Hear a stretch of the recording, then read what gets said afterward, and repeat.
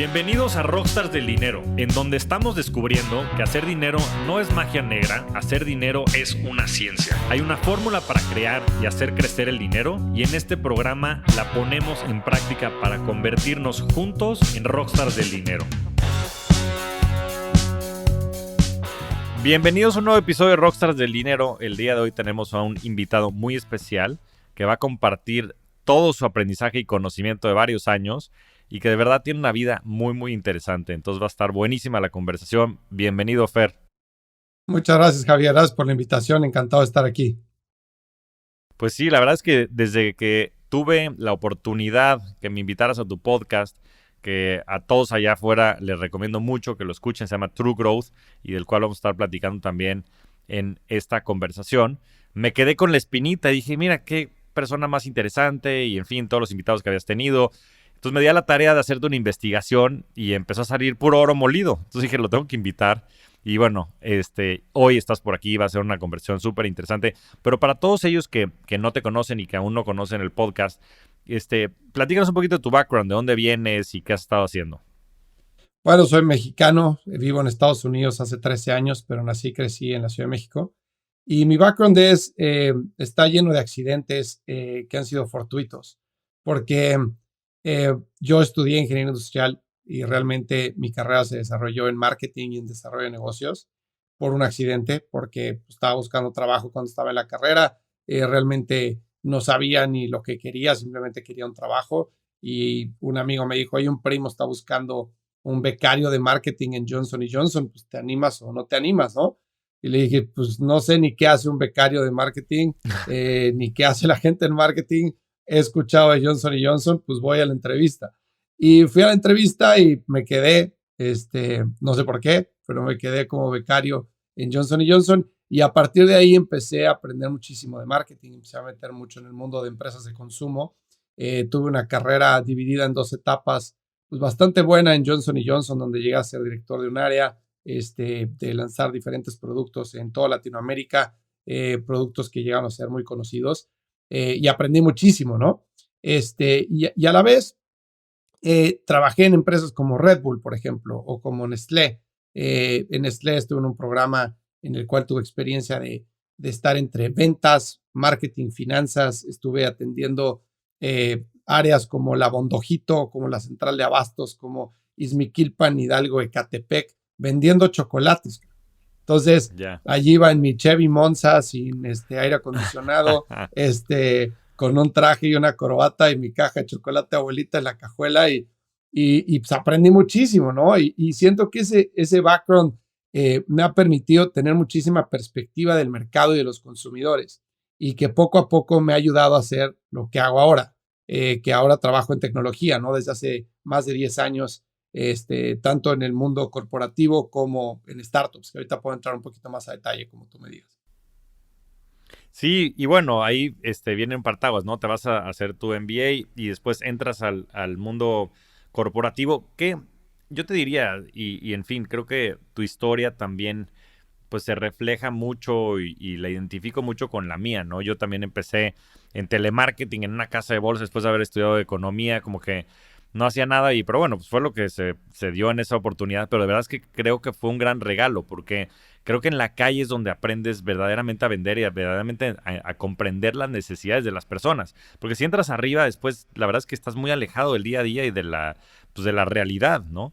Pero una vez que ya tuviste todo primer experiencia, sobre todo en temas de marketing, ¿Cómo cambia tu vida y cómo cambia sobre todo tu visión en cuanto a tu rol profesional con el MBA y con lo que haces después que ya regresas a empresas de tecnología? ¿Y por qué empresas de tecnología? Claro, te doy un poco de contexto y me encanta lo que dices de aprender en la calle porque realmente es una experiencia sumamente enriquecedora que te permite ver cómo realmente la gente compra, ¿no? Cuando estás sentado en una oficina y tú dices, por ejemplo, en el mundo de consumo, oye, quiero que lancemos este producto y quiero tener 20 espacios en anaquel y así lo voy a forecastear para ver cuánto producto van a comprar y necesito tener una isla en el centro de la tienda. No sabes de lo que estás hablando, o sea, cuando te vas a la tienda, o sea, pelear por un espacio anaquel es una locura, más por 20, la isla tienes que comprarla. Entonces hay muchísimas cosas que no tienes perspectiva hasta que lo vives, ¿no? Y para darte un poquito de contexto, ahorita salto a tu pregunta directa. Eh, Cuando yo estaba en Nestlé, por ejemplo, que estaba vendiendo el abondojito y así, pues yo estaba como vendedor y tenía que ir a ofrecer chocolate, llevaba mi lista, o sea, no había pounds en ese entonces ni iPads, mi lista de ahí a mano de cuánto le dejaba a cada cliente. Y evidentemente tenía una restricción de no poderle dejar chocolate o producto a un cliente que no había pagado. Entonces Claro. estaba caminando por los pasillos y uno de los clientes me llamó y me decía, güero, que pues como ves yo de güero no tengo nada, y me dice, oye, güero, ven, y voy atrás de su oficina, le digo, ¿qué pasó? Me dice, ¿no vas a dejar producto? Le dije, pues me encantaría, pero pues es que tengo una bola de facturas que no has pagado, entonces no te puedo dejar producto. Me dice, a ver, ven, acompáñame, ¿no? Entonces yo ya me empecé a poner blanco y me mete a su oficina y levanta un cuaderno, escribe, me acuerdo perfecto, lo levanta y me enseña un cuchillo de pescado con un mango de masking tape. Y me dice, ¿estás seguro que no vas a dejar producto? Y yo, ¿qué quiere? Que le deje, le dejo las cajas que usted me pida, no se preocupe, ¿no? Y ahí vi cómo eran las cosas, ¿no? Entonces regresé obviamente a Nestlé, les dije, oigan, yo tengo una carrera, no tengo por qué estar viviendo esto, renuncio, ¿no? Y me dijo entonces mi jefe me dijo, no, no, no renuncies, estás aprendiendo muchísimo, porque el día de mañana tú vas a ser el director de marketing de la empresa o el director de desarrollo de negocio y vas a tener que entender que hay cierta merma que tienes que calcular y que ciertas circunstancias que tienes que considerar en tu forecast, en tu forma de operar el negocio, ciertos lineamientos que tienes que poner. Y si tú no vives esto, no vas a tener la perspectiva de qué es lo que tienes que tomar en cuenta, ¿no? Y me pareció sumamente interesante, una experiencia en la que aprendí muchísimo y de esas te puedo contar 50, ¿no? De cuando estuve realmente en la calle vendiendo. Pero después tú me haces la pregunta de, te vas al MBA y cómo cambia tu perspectiva, ¿no? Yo me voy al MBA porque cuando estoy trabajando en Johnson Johnson en 2010, ya tenía 3 años que estaba a cargo de un negocio de nutricionales, una marca muy conocida que se llama Splenda, era la más conocida de ese portafolio de productos, ¿no? Entonces estaba a cargo de Latinoamérica y sentía que el techo ya estaba muy, muy bajo. O sea, como que no había un director general en México, se reportaba a todo Estados Unidos y yo siempre he sido muy ambicioso o era muy ambicioso de querer crecer y crecer, ¿no? Entonces, mi jefe estaba en Estados Unidos y le dije que me quería ir a Estados Unidos. Entonces, me llevó a entrevistas y me iban a dar un puesto de director de Splenda en Estados Unidos. Entonces, yo me caso, y cuando me caso, regreso de la luna de miel y fue justo cuando había tronado el mercado, ¿no? Esto es 2008. Octubre de 2008 me casé, regresé en noviembre de la luna de miel, había tronado el mercado, habían corrido más de 3,000 personas en Johnson Johnson y me dice mi jefe, oye, pues ya no te puedo traer porque no puedo yo pagar un expatriado. Se vería terrible traerte para acá cuando acabo de correr a miles de personas, ¿no? Entonces yo ahí empiezo a pensar en diferentes formas de poder avanzar mi carrera. Y yo escuchaba mucho de gente que se iba a la maestría y que a través de la maestría abría su forma de pensar y descubría nuevas industrias, descubría nuevos productos, nuevas formas de hacer las cosas. Yo realmente no tenía un high esteem por la maestría porque pensaba que era demasiado caro para lo que tenías de vuelta. Yo tenía gente en mi equipo en ese entonces, en Johnson, que habían hecho maestrías y estaban dentro de mi estructura y decía, pues sí son buenos, pero tampoco me parece como que son rocket scientists, ¿no? Entonces, no creo que la maestría, o sea, te dé tanto. Y una vez en lo que exploraba diferentes oportunidades, conocí a una persona que me ayudó muchísimo, que tiene un fondo de inversión de Venture Capital en un proceso de selección. Llegué al final del proceso y me extendió una oferta para irme a trabajar con él. Y antes de a que yo aceptara la oferta, la agarró en el escritorio y me dijo, antes de que la aceptes, quiero que consideres irte a hacer una maestría. Y le dije, ¿por qué? Me dice, porque creo que eres un muy buen candidato para irte a hacer una maestría, creo que te ayudaría muchísimo. Dije, ¿en qué sentido? Me dice, mira, la experiencia que traes es buena, es muy buena, pero creo que la maestría te ayudaría a tener muchísima perspectiva y te ayudaría a crecer en muchos sentidos que no has considerado, ¿no? Entonces dije, ok, entonces empecé a aplicar a la maestría, entré a una universidad que me gustaba y a partir de ahí me fui. Entonces, a la hora de llegar a la Universidad de Duke en Carolina del Norte, eh, empiezo a conocer gente de todo el mundo, ¿no? Y tiene un proceso de desarrollo de equipos y de casos de estudio muy interesante, como la mayoría de las maestrías. en el que son equipos interdisciplinarios, en que tienes que trabajar con un cuate que estuvo en la guerra de Afganistán, con un cuate que estuvo trabajando en UNICEF, con uno que estuvo en Investment Banking, con un emprendedor y tú, ¿no? Entonces, traen perspectivas completamente diferentes a la mesa, formas muy distintas de hacer las cosas y realmente los casos de estudio y las diferentes clases que llevas te llevan a una posición de estrés muy interesante en la que puede haber fricción entre los equipos y empiezas a aprender de cómo cada quien negocia, cómo cada quien hace ver su punto de vista, cómo cada quien trata de aportar diferentes datos de acuerdo a su experiencia y eso te abre mucho la mente, ¿no? Entonces, estando en esas conversaciones, yo empecé a aprender mucho de tecnología y estamos hablando de 2010 a 2012 en el que el iPhone empieza a despegar ya, el Android también, las aplicaciones móviles, obviamente Facebook, etcétera. Y empiezo a aprender mucho de startups, de aplicaciones, de un mundo que para mí era completamente nuevo. O sea, yo no tenía ni idea en Johnson Johnson, teníamos una página de Facebook y se acabó, no vendíamos por internet.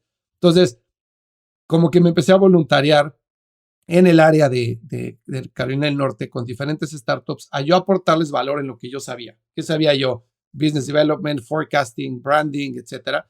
Y yo les decía a las startups, yo te ayudo con eso y tú ayúdame a entender tu proceso de desarrollo de producto, ¿no? Yo no tenía ni idea de cómo hablar con un ingeniero, no tenía idea de código, nada.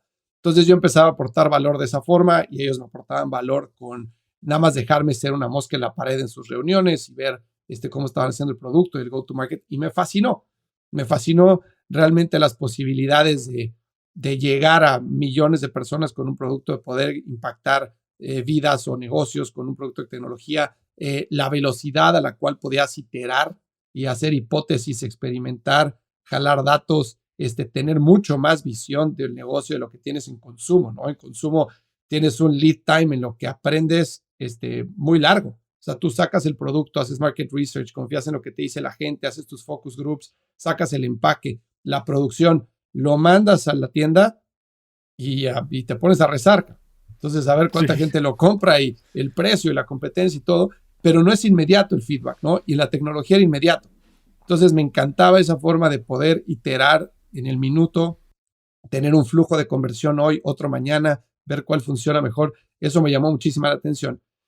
Y me encantó sobre todo el potencial que tenían los negocios que estaban empezando chicos y podían llegar a valer millones de dólares en un periodo corto de tiempo porque tenían esa capacidad de moverse rápido y llegar a miles de usuarios. Entonces me encantó ese mundo de agregar valor a las compañías y quería entrar a trabajar en un fondo de inversión. Entonces empecé a buscar cómo poder llegar a Silicon Valley para trabajar en un fondo de inversión. Era prácticamente imposible. Había una posición abierta en Andreessen en 2011 y era un internship sin pagar, que había 10,000 aplicantes, yo no tenía green card, entonces dije, bueno, por aquí va a estar muy complicado, o sea, muy complicado llegar del punto A en el que estoy ahorita al punto B, trabajar en un fondo de inversión, creo que tengo que hacer mis pininos para poder llegar ahí, ¿no? Entonces empecé a evaluar, dije, a ver, quiero entrar a tecnología, eso se valora en un fondo de inversión, quiero trabajar con startups, ¿qué es lo que valoran ellos? ¿Qué es lo que traigo yo a la mesa? ¿Qué habilidades me falta construir?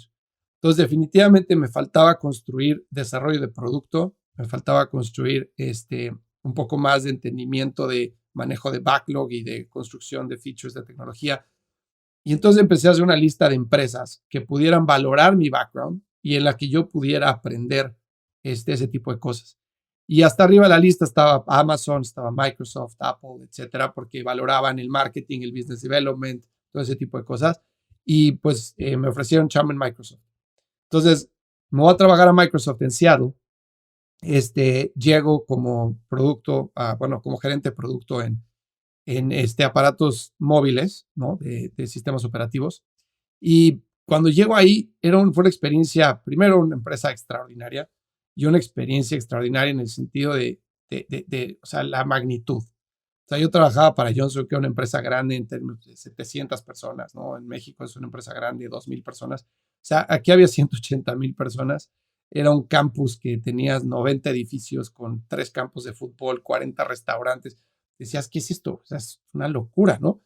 Entonces, aunque me encantó eso, por el otro lado, yo venía de un mundo en el cual yo controlaba el end-to-end del negocio, el presupuesto, el forecast, la distribución, el precio, todo, todas las decisiones las tomaba yo controlaba el equipo. Y llego a Microsoft, donde era un pez en un océano de 180,000, que no me podía sentir más irrelevante, ¿no? Yo le decía a mi esposa a diario, es que si me muero, hasta que no apeste, nadie se va a dar cuenta, porque, o sea, realmente soy una tuerca en el camión, ¿no? Y no me gusta ese sentimiento. A mí me gusta, no sé si tengo complejo de protagonismo o qué, pero a mí me gusta mucho estar en el driving seat. No me gusta estar nada más como una parte de algo, ¿no? Entonces empecé a buscar oportunidades al año y me llegó una oportunidad de eBay.com en Silicon Valley. Entonces, eso me ayudaba muchísimo a entrar al mundo de e-commerce, a irme a Silicon Valley, que era donde quería estar. Y sobre todo, lo que querían hacer ellos era construir un equipo que lanzara eBay en mercados emergentes. Entonces, me voy para allá. Soy de las primeras personas que se sube a este equipo y empezamos a desarrollar eBay en Latinoamérica, en Rusia, en China y en mercados por todo el mundo, ¿no? Y ahí estaba yo como encargado del equipo de Growth. Entonces, ahí aprendí muchísimo. Aprendí de manejo de datos, aprendí de uso de cohorts, aprendí de manejo de equipos de producto, etcétera. Estaba como cabeza del equipo y tuvimos una experiencia espectacular abriendo en muchos mercados. Y después de casi 4 años, me empezó a picar el gusanito de Silicon Valley y es que estando ahí, todo el mundo es emprendedor y todo el mundo está descubriendo la última forma para llegar a la luna, etcétera. Entonces, como que mi gen de emprendimiento que siempre quise ser, empezó a tomar muchísima forma. Y entonces decidí dejar eBay y poner mi primer startup, ¿no? Me junto con unas personas en México que traían una idea muy interesante y necesitaban a alguien que tuviera el conocimiento para llevar esa idea a cabo. Entonces me invitan como CEO del startup, ellos lo fondean, contratamos un equipo y lanzamos una plataforma de un marketplace social para poder comprar productos de moda de diseñadores independientes y de moda sostenible a nivel mundial, ¿no? Entonces, estaba muy padre la interfaz, tú podías descubrir productos, compartirlos dentro de la interfaz como de forma social y ganar dinero si alguien lo compraba. O sea, estaba muy cool el producto. Y empezó a tener muy buena atracción en términos de usuarios, de número de downloads, de sesiones, etcétera, pero la compra era muy baja, ¿no? Estuvimos iterando, dándole diferentes vueltas al negocio, al modelo de negocio, al producto, al tipo de cosas que vendíamos, etcétera, hasta que nos dimos cuenta que realmente lo que teníamos era un producto cool, muy cool, pero que no o sea, solucionaba ningún problema realmente fuerte y que no Ya. puedes construir un negocio si no solucionas un problema latente y si no eres la persona adecuada para solucionar ese problema. Entonces nos dimos cuenta que simplemente teníamos una gran tecnología, un producto increíble con una interfaz padrísima, que éramos buenos para hacer eso, pero no necesariamente estábamos cambiando el mundo para nadie y que había otros productos que probablemente lo hacían igual que nosotros, ¿no? Entonces decidimos dejar ese negocio, hicimos un pivot para que tuviera otro enfoque y yo me dediqué a hacer consultoría. ¿Por qué? Por necesidad y porque creo que tenía una experiencia única que en México y en Latinoamérica estaba creciendo muchísimo el emprendimiento y yo traía un conocimiento que poca gente traía porque había estado expuesto, pues ya en ese entonces casi 8 o 9 años, no 10 años en el mundo de Silicon Valley, de Seattle, etcétera, de Estados Unidos en emprendimiento, ¿no? Entonces empecé a buscar clientes, a ayudarles con sus estrategias de crecimiento y empecé a agarrar buenos clientes. Trabajé con empresas muy, muy buenas, establecidas y otras startups que ahorita son unicornios. Les ayudé a formar sus equipos de growth, a formar su estrategia de manejo de datos, de tagueo de datos, a sus procesos de optimización, etcétera. Y empecé a ganar clientes y ganar clientes. Eh, y al final del día, pues al día de hoy he trabajado con más de 64 empresas que les he ayudado para construir todo eso, ¿no? Entonces déjame hacer una pausa ahí porque hablé muchísimo. No, hombre, no, pues mucha sabiduría y sobre todo mucho conocimiento y experiencia. Lo primero que me viene a la mente ahora que dices toda tu carrera es la intencionalidad, ¿no? Es algo que yo he estado trabajando de manera muy consciente estos últimos años y me parece impresionante cómo desde esta cambio de perspectiva que tuviste en el MBA, fuiste muy intencional en qué fuiste construyendo con la idea de ir reforzando todos tus skills que necesitabas para llegar al punto en el que hoy estás. Y ahorita entraremos más a detalle. Pero hay una parte que me parece muy, muy relevante. Y tú decías tengo un ADN emprendedor, ¿no? Y siempre había querido hacer esto. Y haciendo un poquito de investigación, sé que tus padres también fueron emprendedores, pero lo perdieron todo en el 94. Eh, Cuéntanos un poquito de esa historia y cómo esto fue forjando en ti, pues tanto cosas buenas como probablemente miedos alrededor del emprendimiento y cómo crees que esto se manifestó también en tu vida, porque yo creo que muchas de las cosas que hacemos las hacemos porque existen estos balances de placer y de dolor alrededor de conceptos que queremos desarrollar y crear. Pero me parece como muy curioso que hayas elegido este camino teniendo ese background y me interesaría que nos platiques un poco más del tema. Claro que sí. Fue una experiencia muy dura, obviamente, ¿no? Y que al día de hoy es algo que me sigue afectando. Mi papá tuvo una carrera sumamente exitosa en desarrollo de real estate hasta que yo tuve aproximadamente 12, 14 años. Y entonces él se metió en un préstamo para poder crecer sus naves de construcción, para expandir su negocio, se metió en un préstamo en dólares y vino una devaluación, como bien sabes, muy fuerte y nunca pudo pagar ese préstamo de vuelta. Entonces terminó perdiendo el negocio, perdiendo todo, absolutamente todo. O sea, pasamos de ser una familia relativamente bien acomodada, con acceso a muchas cosas, a no poder pagar la renta, ¿no? Y tener que salir de una casa para irte a otra, o ser el niño que estás en la escuela y llega el director y toca la puerta y Fernando, vente para afuera, ¿no? Y yo, puta, ¿ahora qué pasó? Pues es que no han pagado la colegiatura, ¿no? Entonces, ese tipo de experiencias que siento que a mí me han forjado muchísimo el carácter, me han hecho sumamente humilde y me han ayudado a valorar muchas cosas que el día de hoy estoy muy agradecido, ¿no?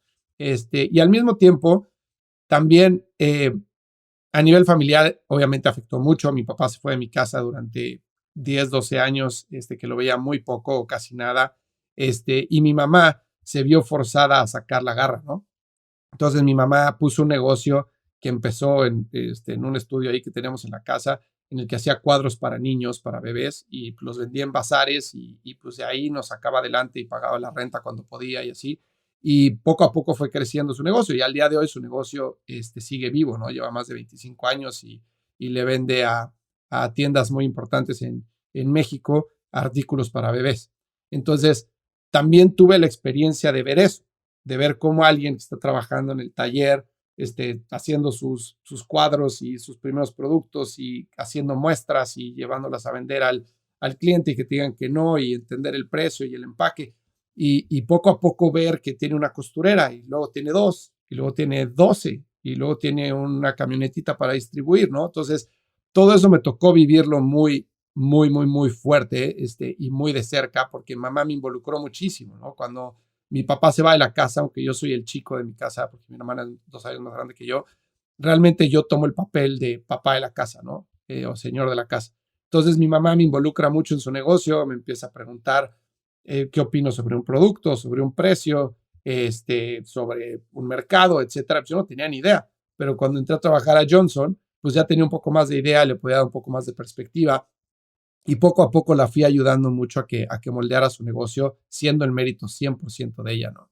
Entonces, esa experiencia de tener las dos caras de la moneda de alguien que le fue muy bien, lo perdió todo, alguien que empezó de la nada y después creció un negocio, me ayudó muchísimo a tener como contrastes y poder entender que hay muchos matices en el centro, ¿no?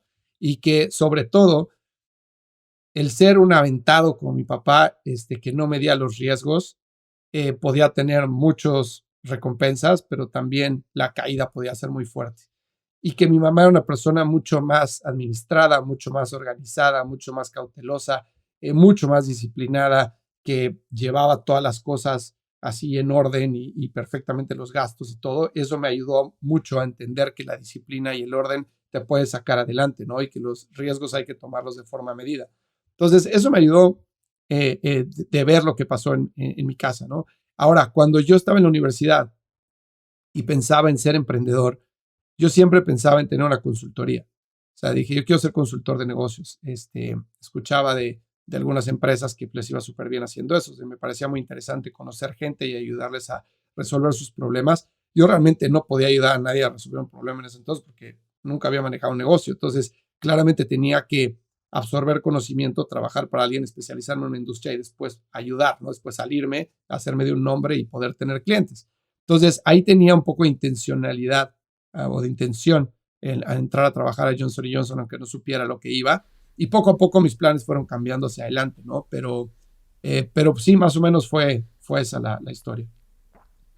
Ya, pues mira, siempre creo que entender el contexto de las personas te ayuda muchísimo a, pues sí, ver lo que están haciendo y sobre todo lo que les apasiona y las características, ¿no? Como dicen, the devil is in the details y sin duda creo que pues esos eventos forjan, como dices, el carácter, pero también un poco diseñan el futuro, ¿no? De pues esas carencias que viviste y cosas que no quieres repetir y otras que al revés, ¿no? Que quieres fomentar y que quieres desarrollar para poderlas capitalizar. Esos son los aprendizajes profundos que te da la vida y que te sirven, yo creo que después como guía para seguirte desarrollando. Ahora, te quería preguntar en específico de el negocio de ser consultor versus el del mundo corporativo. O sea, hay mucha gente que nos escucha allá afuera y la gran mayoría de las personas pues están contratadas y muchos de ellos en grandes corporativos y tienen una vida en el cual pues vas escalando, ya sabes, el corporate ladder y vas llegando más para arriba, etcétera.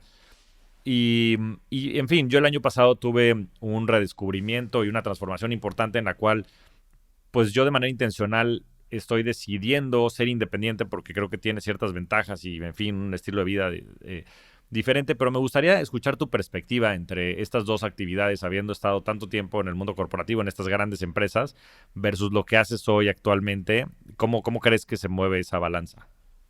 Es bien interesante, completamente distinto, como bien lo mencionas, ¿no? Yo estuve 14 años en el mundo corporativo, en diferentes empresas, como bien dices, subí de diferentes posiciones y cada vez que subes se vuelve más difícil o menos probable que saltes porque es más fuerte la caída, ¿no? Te vas acostumbrando a tener muchos beneficios que tienes en el mundo corporativo, como es pues que sabes que vas a tener un cheque al final de la quincena, pase lo que pase, el negocio vaya bien o vaya mal, como es que tienes prestaciones, como es que llegas a una oficina rodeada de gente y te sientes acompañado, como es que por más estrés que puedas tener porque tienes que llegar al número, las cosas van a estar bien, en algún momento se van a arreglar, ¿no? Y tienes muchísimo apoyo, tienes muchas mentes con las cuales puedes pivotear ideas, problemas y puedes crear diferentes soluciones, ¿no? Cuando saltas a ser independiente, pues todo eso se va. Y muchas veces creo que algo que la gente no toma tanto en cuenta en ese análisis de una vida corporativa contra una vida independiente es la soledad que requiere o que viene acompañada de ser emprendedor, sobre todo de tener tu propio negocio, ¿no? Donde cada decisión que tomes, por mínima que sea, va a tener un impacto directo en ti y si tienes un equipo, pues en tu equipo. Y que las decisiones, las grandes decisiones que vas a tomar, las vas a tomar absolutamente solo y que puedes rodearte de mentores y debes rodearte de mentores, puedes rodearte de advisors y debes de hacerlo, puedes rodearte de un gran equipo y debes de hacerlo, pero al final del día, si tú eres la cabeza del negocio, estás solo y tienes que tomar la decisión solo. Y muchas veces eso la gente no lo toma tan en cuenta que puede llegar a ser muy difícil, ¿no? Esa soledad puede ser complicada. Y también, obviamente, el acostumbrarte a otro manejo de tus finanzas personales, ¿no? O sea, cuando estás en un corporativo, puedes planear. O sea, tú puedes decir, oye, en septiembre de 2024 me voy a ir a tal lado de vacaciones. Y puedes planear, porque sabes que septiembre de 2024 vas a tener tantos cheques acumulados, sabes la probabilidad de ganar tu bono o no, y sabes si te va a alcanzar o no. Cuando estás empezando tu negocio, estás solo, oye, pues en septiembre de 2024 no sé ni qué voy a estar haciendo, ni si voy a tener clientes o no. Entonces tienes que empezar a manejar tus finanzas personales de una forma muy distinta. Tienes que empezar a crear buckets de ahorro mucho más profundos de lo que tienes que hacerlo cuando tienes un income que sea 100% predecible. Tienes que empezar a, obviamente, cubrir lo importante al principio, ¿no? Y dejar los lujos para después. Tienes que empezar a extender tu run rate, ¿no? Entonces, oye, quiero tener un runway de 6 meses o de un año, entonces tienes que acumular esos ahorros porque después de eso no sabes qué va a pasar o si tus flujos van a seguir siendo los que son en este momento. Entonces, tienes que empezar a planear completamente diferente tu vida, ¿no? Y obviamente al principio es complicado, sobre todo en el tema de consultoría, porque la primera pregunta que te hace alguien es ¿con quién más trabajas? Y tú eres de, pues he trabajado para eBay, hice esto, para Microsoft. Sí, sí, sí, güey, pero ¿quién más trabaja contigo hoy? Y obviamente encontrar esa primera persona que confía en ti es difícil.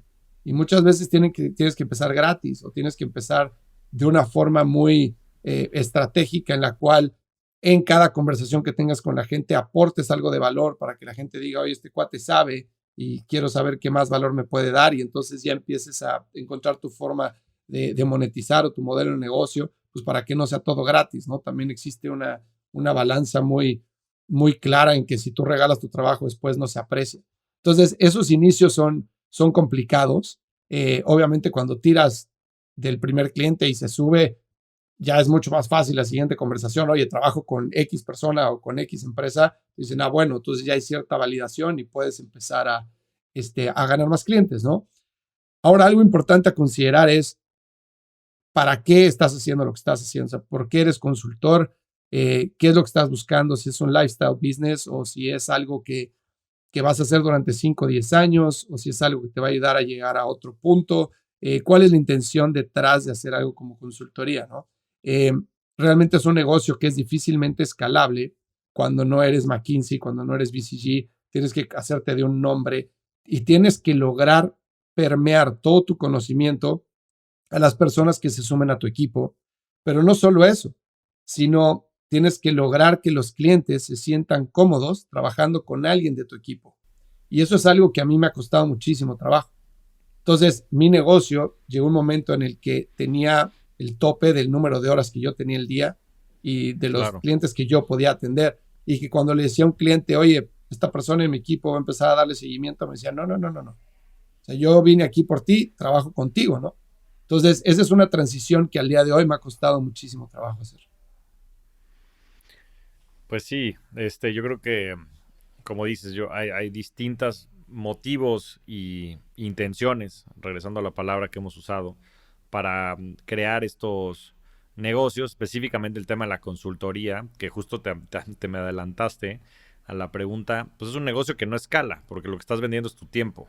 Y pues tú tienes 24 horas al Uh día, -huh. 7 días a la semana y no hay mucho que hacer.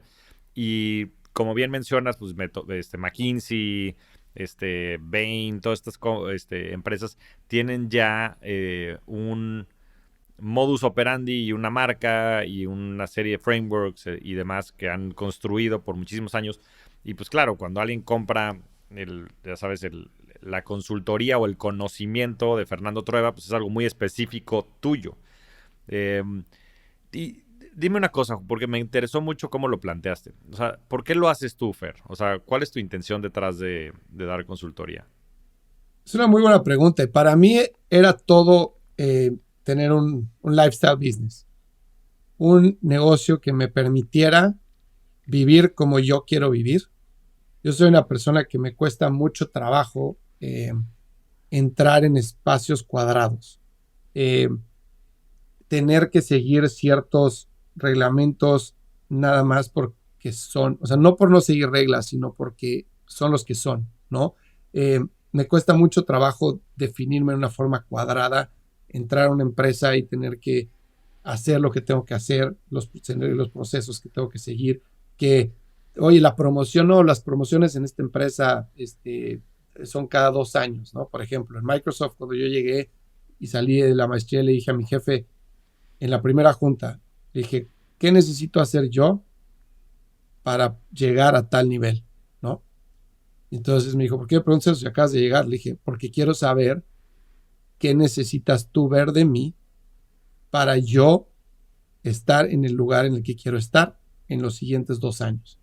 Y su respuesta fue, aquí a la gente se le promueve cada 2 años. Y entonces yo le dije, ¿cómo? O sea, ¿cómo que se le promueve cada? O sea, haga yo lo que haga, en 2 años van a promover. Dijo, bueno, no, si haces las cosas bien, en 2 años se te va a promover.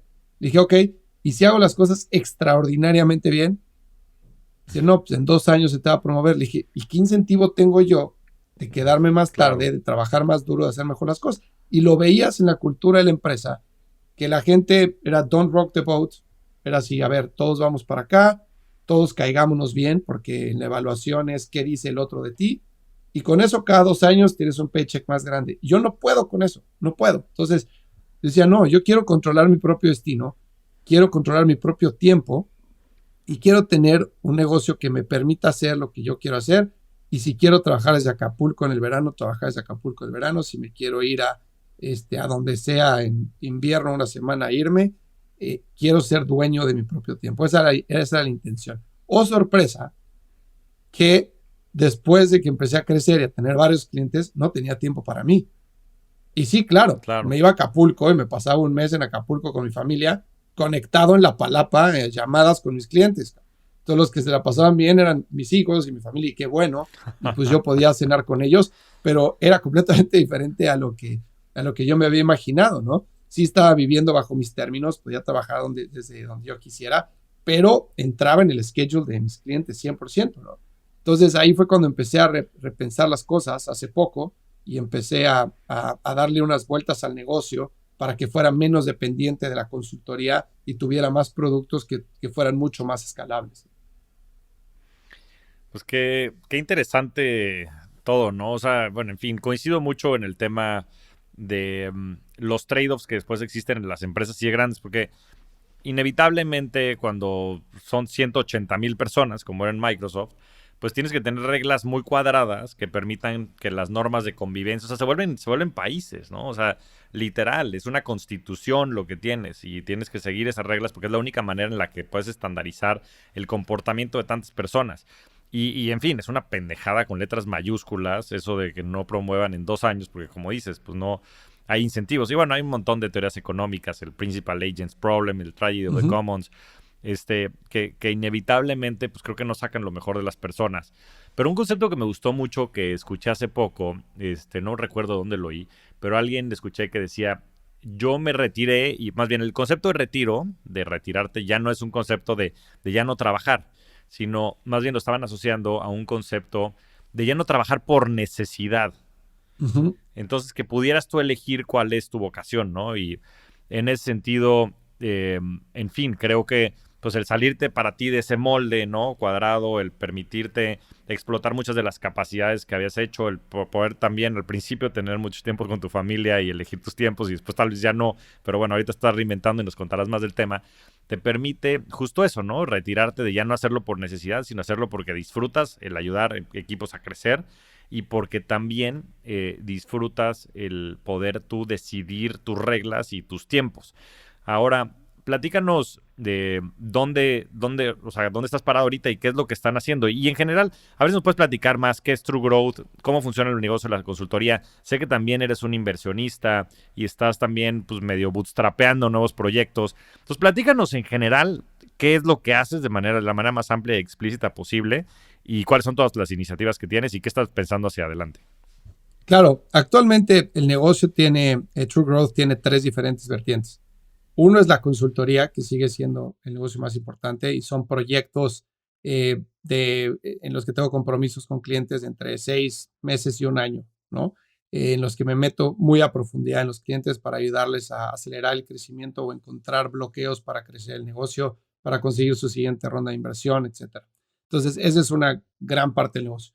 Otra parte del negocio es educación en línea. Entonces, tenemos cursos de capacitación para ejecutivos en todos los temas relacionados a producto y growth. Entonces son cursos que puedes tomar en línea y presenciales. Presenciales son Zoom, ¿no? Llamadas de Zoom, en los cuales la gente aprende los diferentes pilares de la metodología de crecimiento acelerado, de growth y de product management y tienen casos de estudio que tienen que resolver y después traer a clase para discutirlos entre el equipo, no muy parecido a la dinámica que tienes en un MBA. Esa es otra parte del negocio. Y la tercera parte del negocio es una aceleradora de startups, en la cual es muy diferente a lo que encuentras en Y Combinator o en Platanus Ventures o cualquiera de esas, sin decir que uno es mejor que el otro. Simplemente esas aceleradoras tradicionales lo que hacen es darte un cheque de $100,000 a cambio de un 7% de equity, ¿no? Nosotros lo que hacemos es un programa de aceleración en 12 semanas. Entonces tú te metes a nuestro programa, tienes que pagar para entrar o puedes dar equity, cualquiera de las dos. Nosotros no invertimos en las startups y entonces nos metemos a profundidad a ayudarte a entender tus datos, tus unit economics, tu North Star Metric, la formación de tus equipos, la estructura de la empresa, todo para que estés listo para enfrentar el crecimiento del negocio. Muchas veces las startups que están en etapa temprana, que reciben inversión, su primera reacción es, tengo que crecer. Y eso está mal en el mayoría de los casos. Lo que tienen que hacer es entender primero si su modelo de negocio funciona. Si tienen product market fit, si tienen model market fit, si tienen model channel fit. Si lo tienen, entonces pueden escalar. Pero muchísimas veces las empresas que están en early stage, pre-seed, seed, incluso serie A, están comprando el crecimiento con dólares y están teniendo unos unit economics muy malos y pensando que por crecer el top line entonces van a alcanzar una mejor valuación. Y lo triste es que antes de que tronara el mercado hace unos meses, eso era verdad y las valuaciones estaban sumamente infladas por eso, ¿no? Ahorita los fondos de inversión lo que están buscando son empresas que tengan un modelo de negocios que sea sostenible, que tengan unit economics positivos o por lo menos que tengan un path claro para tenerlos. Entonces nosotros ayudamos a generar crecimiento sostenible y muchas veces eso no significa, oye, mete más lana en Facebook y en Google, rara vez significa eso, sino vamos a probar que al cliente al que le estás hablando le sirve el producto que tú tienes, que el modelo de negocio que estás planteando es un facilitador de crecimiento y no está impidiendo crecer. Hay muchas veces que nosotros o las empresas ponen un paywall para que el usuario experimente la propuesta de valor del producto, ¿no? Que si no pagas, no la experimentas. Pues eso es muy difícil de escalar, porque la gente realmente tiene que tener un valor percibido muy alto del producto y contra el precio que tendría que pagar para disfrutar de él. Entonces tratamos de hacer muchísima experimentación continua para encontrar mejores modelos de negocio, mejores modelos de revenue, mejores modelos de crecimiento para las empresas y que puedan hacerlo de forma continua, ¿no? Entonces, eso les ayudamos en un periodo concentrado de 12 semanas y les dejamos a sus equipos entrenados para que puedan mantener esa metodología cuando nosotros ya no estemos. Entonces, de esa forma nosotros controlamos el número de empresas que entran, el número de veces que lo hacemos al año, etcétera, ¿no? Y la última parte del negocio, que no es negocio, pero es más diversión que otra cosa, es el podcast, que le ha ido bastante bien, ha tenido buena aceptación y nos ayuda para promovernos, hacer marca y traer clientes. Pues sí, yo creo que en muchos casos, aunque no sea parte del negocio que monetizas, es un gran canal para compartir pues esta propuesta de valor y mucho de lo que hacen y también pues showcase, me imagino, algunos de los casos de éxito que van teniendo. Y te quería preguntar de eso, ¿algún caso de éxito que nos puedas compartir? Esa es la primera. Y la segunda, ¿dónde los pueden buscar, Fer? Si hay alguien allá afuera interesado en que los ayuden en cualquiera de los tres modelos que tienen. Nuestro website es truegrowthco.com, true como verdadero, TRUE, growth como crecimiento y co como compañía, truegrowthco.com. Ahí nos pueden encontrar, o a mí en LinkedIn como Fernando Trueba, soy muy activo en LinkedIn. Y casos de éxito, tenemos NDA con todas las compañías, entonces no puedo platicar detalles, pero hemos trabajado con empresas muy conocidas como Kavak, como Justo, como Sofía Salud, como Clip, como Quesky, o sea, varias empresas en México con las que tenemos relación muy cercana o hemos trabajado de forma muy cercana en los últimos años. No, pues buenísimo. Yo creo que está validado. En fin, son grandes empresas, grandes marcas, muchas de las cuales, como decías, pues en las distintas etapas vas teniendo muchos retos en cuanto no nada más al crecimiento, sino al modelo de negocio, product market fit. Y sin duda, el juego ha cambiado, ¿no? Yo creo que hace, pues sí, 2 años en donde las tasas estaban al 0%, pues el negocio era crecer contra lo que fuera, pues porque estaban aventando bazucas de dinero.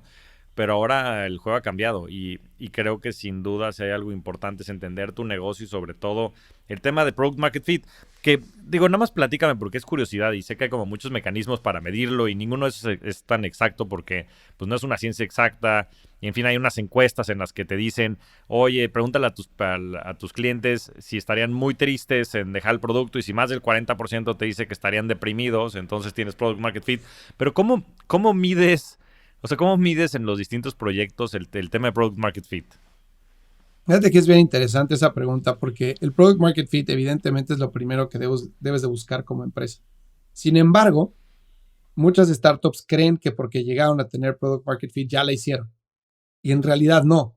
Hay otro fit que sigue después del product market fit, que es el model market fit, que eso quiere decir que si tu modelo de negocio te permite escalar a a cierto tamaño como para ser una empresa sostenible y grande, ¿no? Tú puedes tener product market fit en un nicho chiquito, con un modelo de negocio en el que no ganas mucho dinero y que ese nicho adore tu producto y lo quiere usar todos los días, pero es un nicho y el mercado no es muy grande y no estás monetizando mucho. Entonces, no necesariamente te resuelve todos los problemas el product market fit.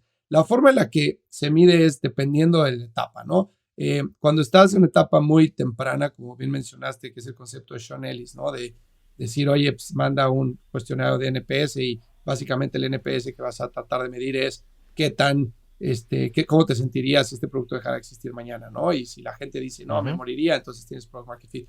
Yo no necesariamente creo que eso sea verdad, porque muchas veces la gente lo que dice a lo que hace es muy distinto. Entonces, la data no Claro. te deja mentir, ¿no? Entonces, tú debes entender cuál es la frecuencia natural de uso de tu producto y debes de entender tu retención desde ese punto de vista para poder entender si tienes product market fit. Entonces, si tú estás sirviendo un mercado, ese mercado está viendo valor en tu producto, está pagando por él y lo está haciendo de forma recurrente, entonces puedes pensar que tienes este product market fit. Ahora tienes que entender qué tan grande es ese mercado para ver qué tanto puedes escalar el producto. Ya. Y a ver, me quedó la duda porque es Product Market Fit, después Model Market Fit y después decías Channel Market Fit, ¿no? ¿Qué quiere decir Eh, esa tercera? Channel Market Fit es que tú puedes adquirir usuarios en un canal de forma sostenible sin perder dinero. Entonces, tú ya encontraste en qué canal, llámale SEO o SEM o social o PR, lo que quieras, un canal que te permite llegar al mercado del que le estás hablando de forma eficiente a nivel unit económico. Ya. Sí, con ese yo creo que ya terminas, en fin, conjuntando pues todos los distintos factores que componen los unit economics, ¿no? Con, en fin, con las variables de costos y gastos. Pues qué interesante, Fer. En fin, pues yo le recomendaría a todas las personas allá afuera que los busquen y yo creo que en algunas de estas derivadas, pues yo creo que hay muchísimos retos hoy en las empresas, no nada más en las startups, sino también en ya las empresas formales y tradicionales, por ponerles algún adjetivo, que seguramente se beneficiarán de mucho de lo que están construyendo y en fin, felicitarte por todo lo que han hecho. Y quería pasar ahora a la parte de preguntas rápidas y lo primero que te preguntaría es ¿cuál es tu libro favorito, Fer? Uno nada más, bien difícil. Es, Uno, el primero que te venga a la mente. uno, el de Solve for Happy de Mo Gawat. La verdad me encantó. Fue un libro que me dio muchísima perspectiva y que me ayudó mucho a hacer el cambio entre el mundo corporativo y el emprendimiento. Me fascinó. Pues mira, qué coincidencia. Yo acabo de escuchar un podcast en donde hablaba él y, en fin, todos los conceptos que él maneja son bien interesantes. Digo, como contexto, él fue el Chief Business Officer, creo, ¿no? De Google X, o sea, de la Uh parte -huh. de Ventures. Y, en fin, perdió un hijo de manera un poco trágica y decidió darle un rumbo distinto a la vida. De verdad, escuchan a esta persona, tiene muchísimo aprendizaje y conocimiento y mucho de su camino personal lo ha reenfocado a temas pues de la felicidad, ¿no? Sin la abstracción que después implica la complejidad de la vida moderna. No sé si quieres platicar un poquito más del tema. No, sí, me encantó porque muchas veces necesitamos una fuerza externa para que nos empuje a encontrar nuestro camino, ¿no? En el caso de él, que es una persona sumamente exitosa a nivel corporativo, pues imagínate ser el CEO de Google X, ¿no? Esa fuerza externa fue la muerte de su hijo, como bien mencionaste, y realmente encontró la felicidad en otra vida completamente distinta a la que él había llevado. Entonces, eso me pareció, a mí me abrió mucho la mente y dije, no quiero tener que vivir algo así para darme cuenta que lo que estoy haciendo no es lo que quiero estar haciendo. Yo ya sé, simplemente tengo que agarrar el valor para hacerlo, ¿no? Entonces me inspiró muchísimo. Pues brutal como lo pones, ¿no? No hay que esperar que pase algo para vivir la vida que queremos vivir, así de sencillo y así de complejo después. Exacto. Gracias, Fer, muy bueno. ¿Cómo se ve tu portafolio de inversiones? En general, pues cómo tienes tu dinero, si nos puedes decir porcentajes de cómo inviertes. Mira, tengo ahorita una sobreexposición a venture, desafortunadamente, pero invierto a través de un fondo de inversión en México, en Venture Capital, aproximadamente un 10%, eh, Ujú. pero que ha crecido porque ahorita estoy empezando otra startup, entonces mi exposición personal y de income futuro pues, está mucho más expuesto hacia venture, ¿no? Después tengo algunas inversiones ángel en algunas startups en Estados Unidos y un par en México. El resto lo tengo en FTEs de tecnología, en ETFs, perdón, de tecnología. Y normalmente tengo algunas empresas que conozco muy bien. No me gusta invertir en lo que no conozco. Entonces, empresas que conozco muy bien como Amazon, como Microsoft, como Apple, que entiendo muy bien qué es lo que necesitan para seguir creciendo, entiendo muy bien cuál es su posicionamiento en el mercado. Entonces hago compras directas de esas empresas y ahí tengo el 70% de la inversión que tengo en bolsa, la tengo en esas empresas y además tengo unos ETFs de tecnología un poco más conservadores en donde tengo pues, mis ahorros para el college de mis hijos, ¿no? Muy bien. Sí, mira, yo también soy, en fin, como muy fan de seguir pues tu conocimiento, ¿no? Y en lo que sabes, pues es donde creo que tienes más palanca para poder tomar buenas decisiones y demás. Y también en lo que controlas, ¿no? En la parte de ventures y los emprendimientos y demás. Me imagino que muchas de las inversiones ángeles que hiciste también los apoyas en temas de crecimiento, etcétera. Y esta parte de tecnología, pues también sin duda creo que el modelo de negocio que tienen es algo pues que les da una ventaja competitiva pues muy clara, ¿no? Y si bien el año pasado pues creo que las acciones cayeron de manera importante porque también creo que las valuaciones tal vez llegaban a términos en donde gracias al cambio de paradigma y las tasas de interés no hacen tanto sentido. Yo estoy muy bullish en general en tecnología hacia adelante y estas empresas pues yo creo que pues simplemente van a seguir ganando terreno. Entonces, bueno, en fin, coincido mucho con tus inversiones. Y por último, Fer, ¿cuál ha sido tu mejor inversión? Y esto lo digo en el aspecto más amplio de la palabra. Mi mejor inversión ha sido eh, mi educación. El haberme ido y no como retorno de inversión financiero, pero el haber tomado el riesgo, haber sacado el préstamo para irme a estudiar a Estados Unidos, me redituó muchísimo, muchísimo a nivel personal. Mis dos hijos nacieron en Estados Unidos y seguimos viviendo acá y tenemos una vida como siempre soñé en el sentido de tranquilidad y de pues, que estén los niños en la bicicleta afuera y ya sabes, ese tipo de cosas. Eso fue gracias a que me fui a estudiar la maestría, si no, nunca hubiera podido hacer esa transición o muy difícilmente lo hubiera hecho. También me ayudó muchísimo a tener unos años increíbles como pareja con mi esposa. O sea, los 2 años que vivimos en la maestría sin hijos, viviendo solos en Estados Unidos, sin compromisos familiares, compromisos de amigos, nada. Simplemente ella y yo conociendo una nueva ciudad, nueva gente, todo eso ayudó muchísimo como pareja y tenemos una relación extraordinaria desde siempre, pero pues obviamente fue inmediatamente después de que nos casamos que nos fuimos para allá. Y también me ayudó muchísimo a abrir la mente eh, para tener perspectiva de otras cosas fuera de las que yo conocía, ¿no? Y que yo tenía mucha confianza en mí mismo porque había sido director de un área de una empresa y sentía que lo sabía todo y cuando me fui a Estados Unidos me di cuenta que no sabía nada y que, y que tener esa perspectiva oye, tú vienes de acá y probablemente conoces bastante de este mundo, pero hay muchos otros mundos allá afuera y haber tenido la oportunidad de interactuar, como mencioné anteriormente, con gente que había tenido experiencias completamente distintas a las mías, me puso en una posición de humildad de realmente no sé nada y realmente quiero ponerme en una posición de eterno aprendizaje en la cual cada persona que conozca, hablar menos y escuchar más y cada cosa que vea, en vez de juzgar, entender, ¿no? Y creo que ese cambio de mentalidad lo hice a raíz de que me fui a vivir bueno, de que hice la maestría y a partir de ahí es como he sido, ¿no? Y creo que me ha ayudado muchísimo a crecer como persona.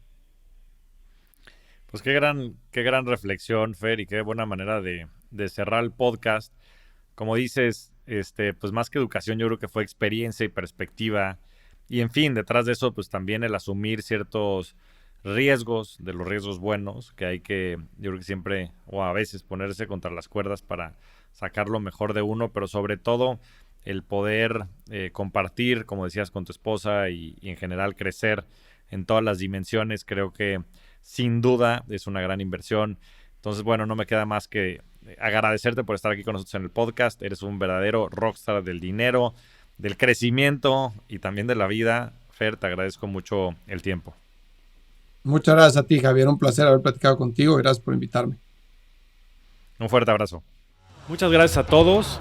Nos vemos semana a semana en este espacio para convertirnos juntos en rockstars del dinero. Yo soy Javier Martínez Morodo. Búscame en redes sociales como @JavierMTZMorodo y suscríbete a Rockstars del Dinero en Spotify, Apple Podcast, donde sea que escuches tus programas. Agradecimientos especiales a todo el equipo de producción. Rockstars del Dinero es una producción de Sonoro.